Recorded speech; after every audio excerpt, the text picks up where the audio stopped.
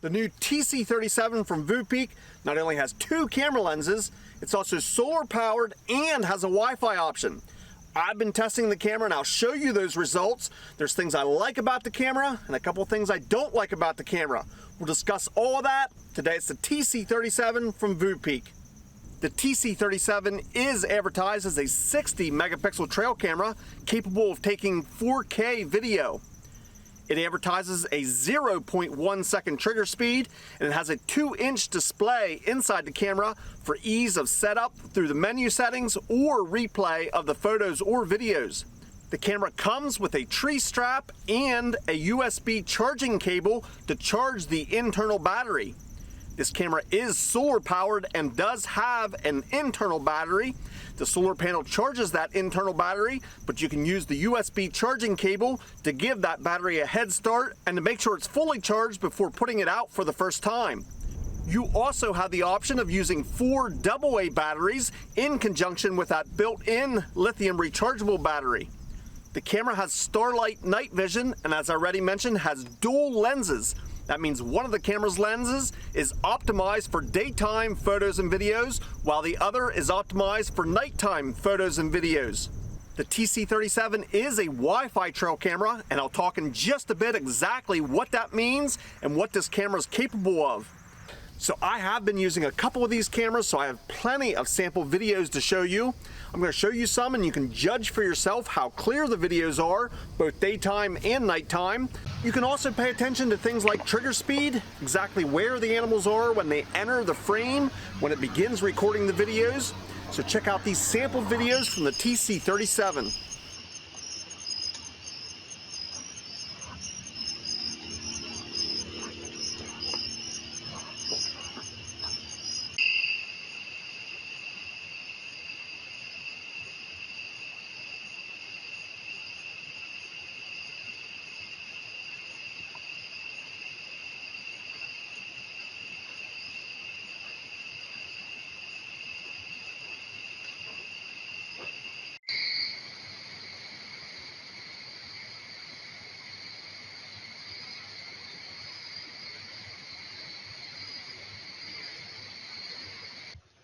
So I wanted to do an audio test. Audio is important to me, and I wanted to test how well this camera performs.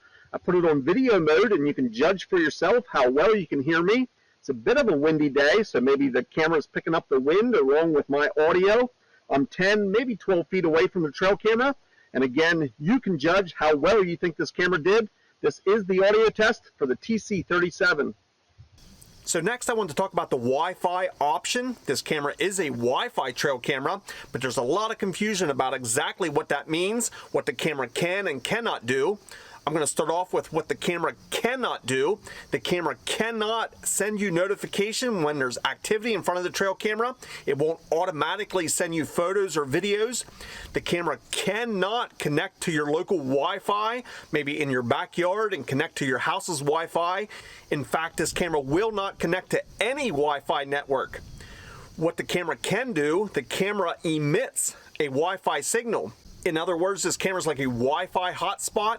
This camera produces the Wi-Fi signal that you can then discover with your smartphone and log into that Wi-Fi to have access to the camera's settings and to view photos and videos.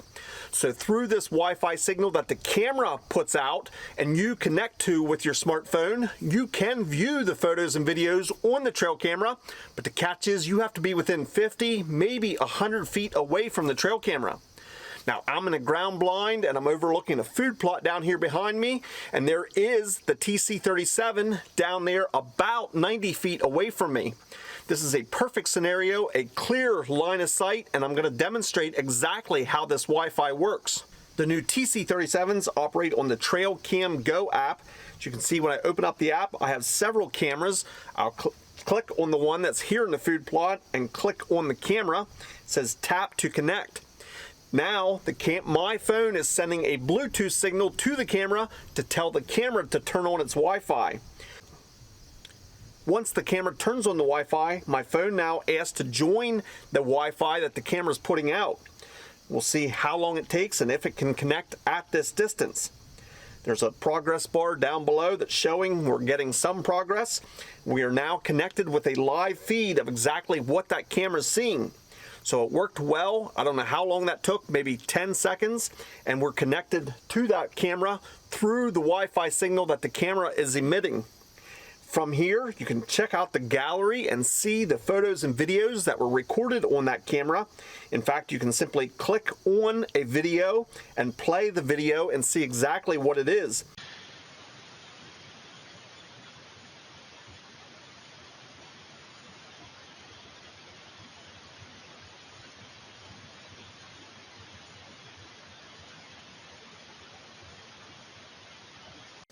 This video is being played from that camera to my smartphone with that Wi-Fi feature. Not only can you view back your photos or videos with this Wi-Fi feature, you could also download or delete certain photos or videos. Another thing that you can do is go into your camera settings. From this app, you have control of every one of the camera settings. You can change the PIR sensor, you can change it from photo to video, the record length, all kinds of options. In fact, every option that the camera allows you to change, you can do right here through the app. You can also check the camera's status. As you can see here in the upper corner of the app, I have 100% battery on that internal solar powered battery, and I am not running any AA batteries.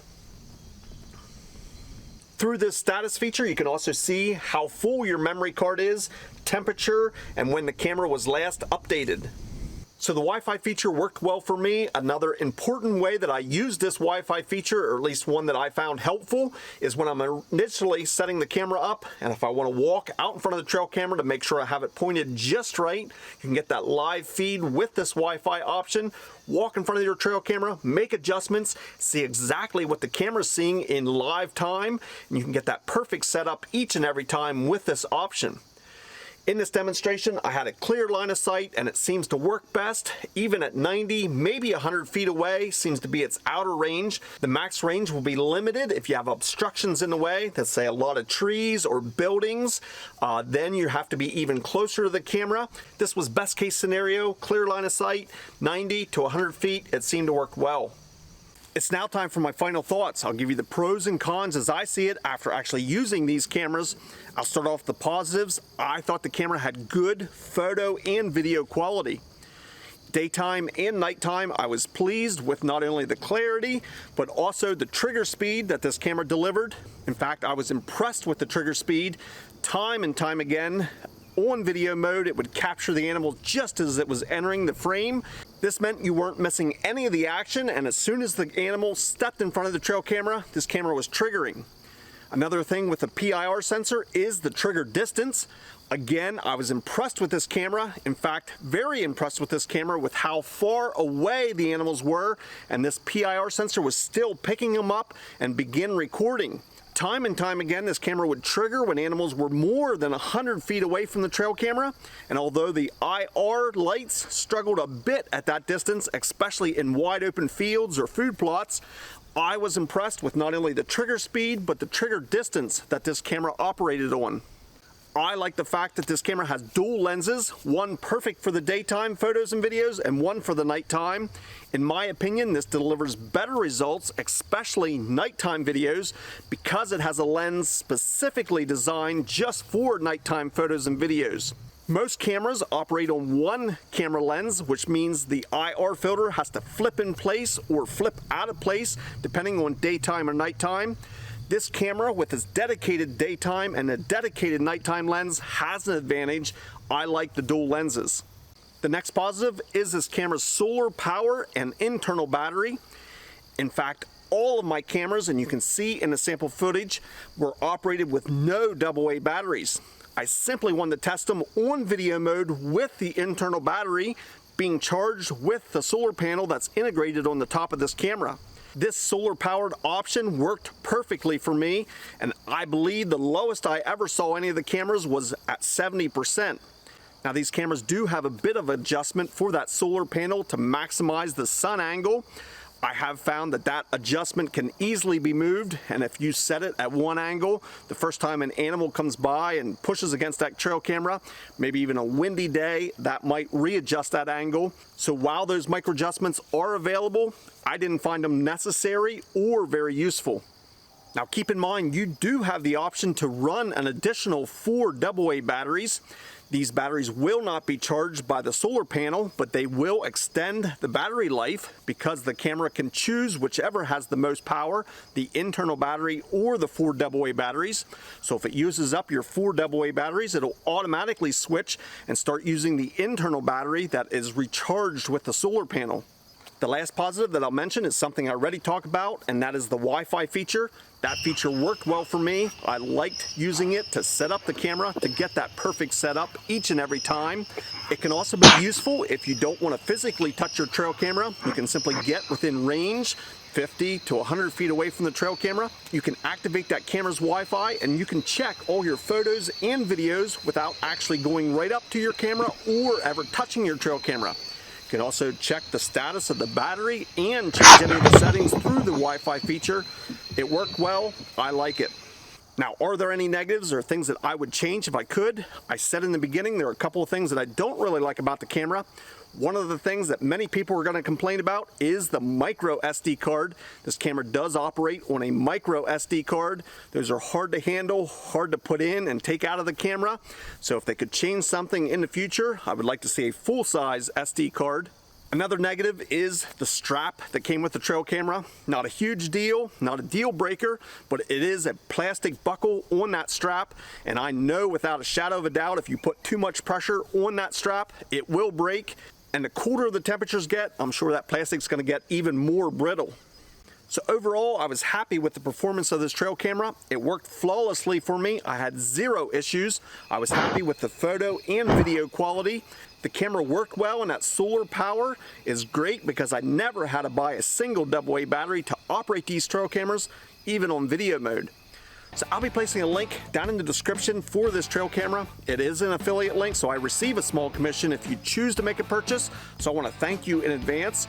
If you have any questions or comments, maybe something that I totally missed in this review but you're curious about, please put that down in the comments section.